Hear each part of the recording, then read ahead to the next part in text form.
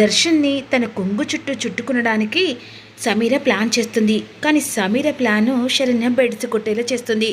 Oil పోసి అప్పుడు వెంటనే శరణ్యకు ఇంకా అనుమానం బలంగా నాటుకపోతుంది. అసలు ఆయిల్ బాటిల్ అక్కడున్న వాటిని ఇక్కడికి ఎలా వచ్చింది?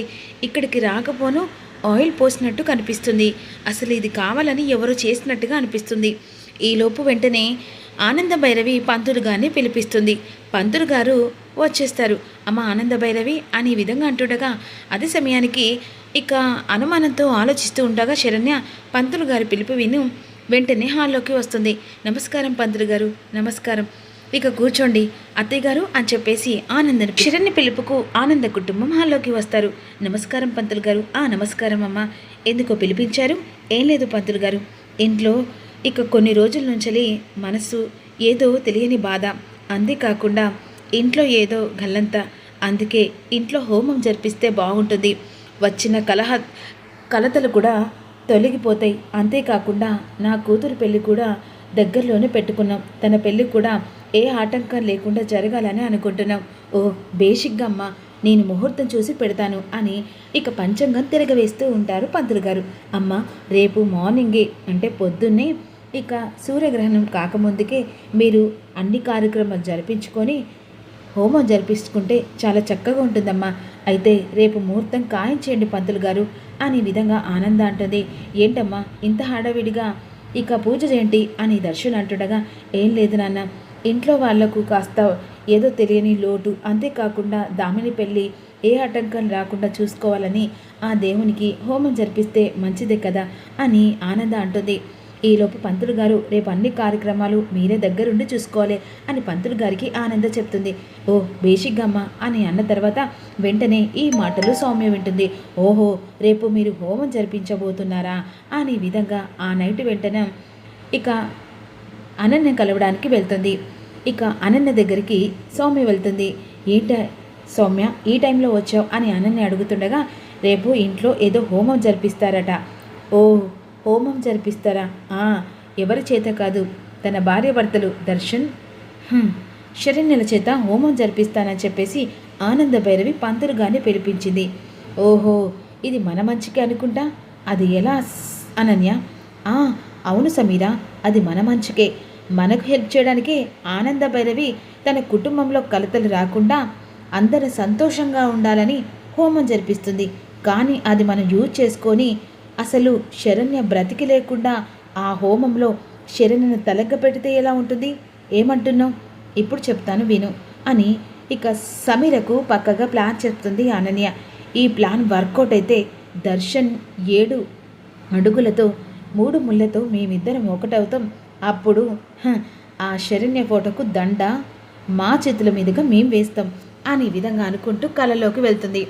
ఇక హోమం జరగడం, ఆ హోమం జరిగేటప్పుడు అన్ఎక్స్పెక్టెడ్గా కాలు పెట్టంగానే అందులో మంటలో కాలిపోవడం, ఆ తర్వాత ఇక ఆ ఇంట్లో శరణ్య లేని జీవితం వ్యర్థం అన్నట్టుగా అందరూ బాధపడడం, ఇక తన ఫోటోకి దండ వేయడం, ఇదంతా ఫ్లాష్ బ్యాక్లో అనన్య సమీర కలగంటుండగా అమ్మి అమ్మి అని చెప్పేసి కాంచన అంటుంది. ఏంటమ్మి పట్టపగల కలలు కంటున్నారా ఏంది ఇద్దరు కలిసి? అవునమ్మా, కల కాదు, రేపు జరగబోయేది. తెల్లారితే ఇక ఇంట్లో హోమం కల్పిస్తా అన్నారు. ఆ హోమంతో పాటుగా శరణ్య చితికి మంట కూడా పెడతారు. ఏందమ్మో మీరు ప్లాన్ వేస్తూ ఉంటారు కానీ అది మీకే బెడిసి కొట్టేలా అనిపిస్తూ ఉండదు. ఎట్టి పరిస్థితిలో రేపు నువ్వే ఆ సక్సెస్ చేయాలి. నీకు దర్శన్ కావాలనుకుంటే నువ్వు మాత్రమే ముందడుగేస్తే ఈకి ఫలితంగా ఉంటుంది అని విధంగా అంటుంది. ఖచ్చితంగా అనన్య, రేపు నేను వేసే ప్లాన్తో శరణ్య చావుతో తెల్లారితే ఫోటోకి దండ వేయడం, ఇదే కదా నాకు కావాల్సింది. ఆ తర్వాత నా కడుపులో బిడ్డ అని చెప్పి దర్శన్ని బ్లాక్మెయిల్ చేసి అతని చేత నేను 3 ముళ్ళు వేయించుకోవడం. అసలు నోటితో చెప్తే ఎంత సంతోషంగా ఉందో తెలుసా? రేపు మా పెళ్ళి జరిగినట్టుగా, అది చచ్చినట్టుగా, దాని ఫోటోకి దండ వేసినట్టుగా ఎంత బాగా అనిపిస్తుంది. అమ్మి పగటి కలలు కానీ మోసపోకండి, ఎందుకంటే ఆనంద భైరవి సాన తక్కువది కాదు. ఆవలిస్తే పేగు లెక్కబడుతుండది, జాగ్రత్త. అమ్మా నువ్వు వెదవ మాటలు మాట్లాడకు, ఎందుకంటే ఎప్పుడో ఒకసారి ఆనందకి అసలు ఫేవర్గా జరుగుతుందా? రేపు మాకు జరగబోతుందేమో. అనే విధంగా నవ్వుకుంటూ ఉంటారు. తెల్లారింది. ఇక పూజకు అన్ని ఏర్పాట్లు జరుగుతాయి. హోమం జరిపించడానికి పంతులు గారు వస్తారు. అన్ని ఏర్పాట్లు జరిచాయి బాబు అని ఈ విధంగా అడుగుతుండగా అన్ని ఏర్పాట్లు చేశాం. ఇక దంపతులుగా ఎవరు కూర్చుంటారమ్మా ఈ ఇంటి కోడళ్ళు అని చెప్పేసి అటు రోహిత్ ప్రీతి, ఇటు దర్శన్ శరణ్య వాళ్ళ నలుగురు చేత యజ్ఞం అదే యోగ కాల్పి అవడానికి ఆనంద భైరవి ఇద్దరు కోడల్ని ఇద్దరు కొడుకులను కూర్చోబెడుతుంది. ఆ పూజ జరుగుతూ ఉంటుంది. ఆ దేవుడు సాక్షిగా ఒకటే కోరుతున్నా, నా కొడుకు కోడలు చల్లగా ఉండాలి, ఇంటికి వారసులు రావాలి, ఒకరికొకరు అర్థం చేసుకోవాలి అనే విధంగా ఆనంద భైరవి మనసులో మొక్కుతుంది. ఈలోపు వాళ్ళ చేతుల మీదుగా ఇక యజ్ఞం కాల్పిస్తూ ఉంటారు పంతులు గారు మంత్రాలు చదువుతూ. ఓస శరణ్య, ఈ రోజుతో ఈ మంటలలో నువ్వు చచ్చినట్టే అని విధంగా అంటుండగా మరోవైపు ఆఖరి క్షణంలో ఇక వాళ్ళ చేతుల మీదుగా ఆ ఇంట్లో ఉన్న పూజ పెడతారు కదా, ఇక తన చేతుల మీదుగా ఈ పూజ అయిపోతుంది. తర్వాత ఈ మంట చుట్టూ అంటే యజ్ఞం చుట్టూ తిరిగితే ఏదైనా దోషం ఏదైనా మనసులో బాధ కూడా అలాగే కరిగిపోతాయమ్మా అని అన్న తర్వాత భార్యాభర్తలు ఇద్దరు కలిసి అలా చుట్టూ తిరుగుతూ ఉంటారు. తిరుగుతున్న సమయంలో అన్ఎక్స్పెక్టెడ్గా అక్కడ సమీర ఉంటుంది. సమీర శరణ్య తిరుగుతుండగా కాలు పెట్టేస్తుంది. కాలు పెట్టేసరికి సమీర కాలు పెట్టిన అన్ఎక్స్పెక్టెడ్గా అదే సమయంలో శరణ్య మంటలో పడిపోతుండగా దర్శన్ పట్టుకుంటాడు. ఒక్కసారి వెనక్కి లాగేస్తాడు. అందరూ షాకింగ్గా చూస్తూ ఉంటారు. అమ్మా అమ్మా శరణ్య ఏం కాలేదు కదమ్మా అని అంటుండగా, అబ్బాయి ఏం లేదు అత్తయ్య, అలా ఎలా పడిపోయి ఏమో అత్తయ్య, ఎవరో కావాలని కాలుకు తగిలినట్టుగా అనిపించింది అనేసరికి ఇక్కడ సౌమ్య ఇక కాస్త కంగారు పడిపోతూ ఉంటుంది. ఎవరో కావాలని చేసినట్టుగా అనిపించింది. ఇక ఒక్కసారిగా ఆనంద మనసు కాస్త చిన్నబుచ్చుకుంటుంది. దర్శన్ కంగారు పడుతూ, ఇప్పుడు పర్లేదు కదా శరణ్య? పర్లేదండి అమ్మ, ఇలాంటి కొన్ని ఆటంకాల నుంచి తను బయటపడుతుంది. ఇప్పుడు ఇంకేం కాదమ్మా, తను మనస్ఫూర్తిగా పూజ జరిపించింది కాబట్టి ఇలాంటి ఆటంకాలు తనకి కొత్త ఏం కాదు. అంతేకాదు కొన్ని తన ప్రాణాలే ఇక బలంగా పెట్టి ఇక పోరాటం చేసిన శరణ్య ఇప్పుడు అవన్నీ చిన్న మార్పులమ్మ. అలాంటి మట్టి తొప్పలు తొప్పుకుంటూ వస్తేనే కుటుంబం బాధ్యత, కుటుంబం సంసారం అనేది తన చేతికి వస్తుందమ్మా.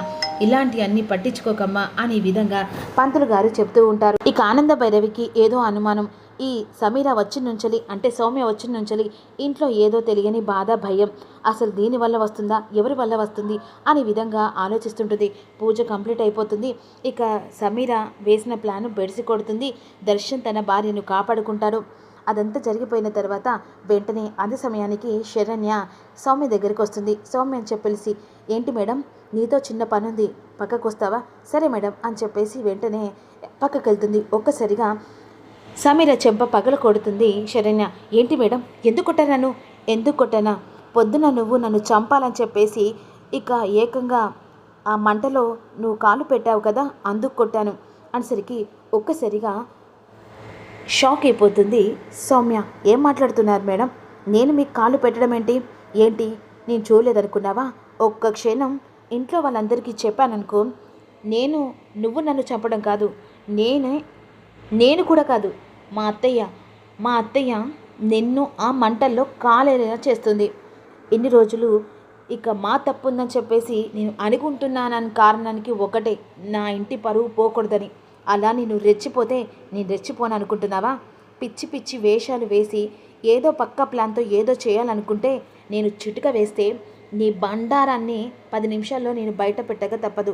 నా భర్త నేను ఏదో చేశావు, ఒక ఆడపిల్ల, నాలాంటి ఆడపిల్లవని నేను ఓపికతో ఉంటున్నా.